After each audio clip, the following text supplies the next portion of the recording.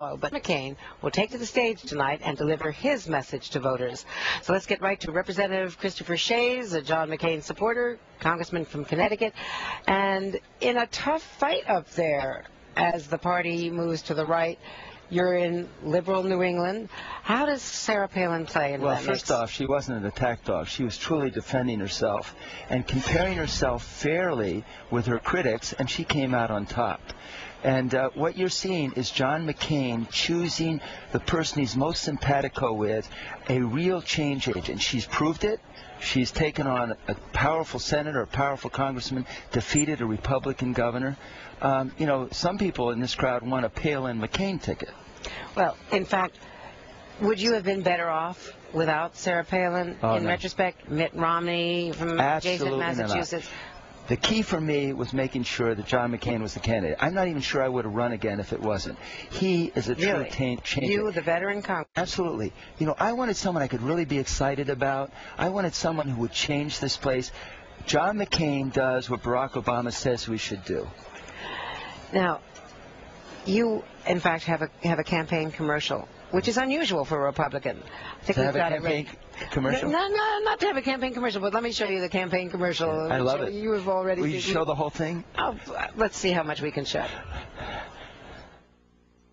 The hopefulness of Obama, the straight talk of McCain. It's what Christopher Shays has always stood for. He goes where the truth takes him, never afraid to take a stand or oppose his own party. In a sea of partisanship, Shays is different. It's not what is Republican or Democrat. It's what is right for America. Played the whole thing. You're piggybacking on Barack Obama. You're a Republican member of Congress. What up? You know, what I'm doing is I'm making it very clear that I work with both parties. I always have. He's got hope. McCain's got straight talk. But McCain has something else. It's not just talk. He lives it. He's got a record. And Barack Obama has no record.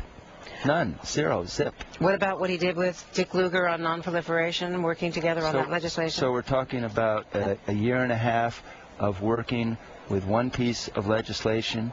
That's it. How do you feel about Sarah Palin's attack on the media elites and the clear strategy from the top level of the McCain campaign? I'm not being defensive about this. I loved it. How does that play in Connecticut? I loved it. Kent and all those because places? It's true. The reason I came here, I wasn't even going to come here. I saw all these attacks. They didn't say the same things to Barack Obama. They didn't question his record. They didn't talk about what he's done. I wanted to be here. He'd been vetted for 20 months, no, in two primaries and debates. But nobody ever questioned it. They know so. But if you're going to talk about Sarah, that you got to talk about Barack Obama the same way. And when you compare her record, so he was a community organizer, she was a mayor. He runs an office of 2 employees and a budget of $4 million. She runs a state of 15,000 employees and $11 billion. I'm happy to compare that. That's not being an attack dog. That's being very fair. And what I notice about the Democrats is anytime their record is questioned, they say it's an attack, and yet they question the record of someone else. They don't call it an attack. Final question. The issue of choice among women in your district, how does that play? Well, she's not in sync with that. But she is a woman running. And, you know, not all women are pro-choice. That shows, in my judgment, a real outcoming. It's a woman that should be selected, not a particular kind of woman. And you think that she on the ticket will help you in your race? I think she's awesome. Awesome. Okay. Thanks very much. Thanks.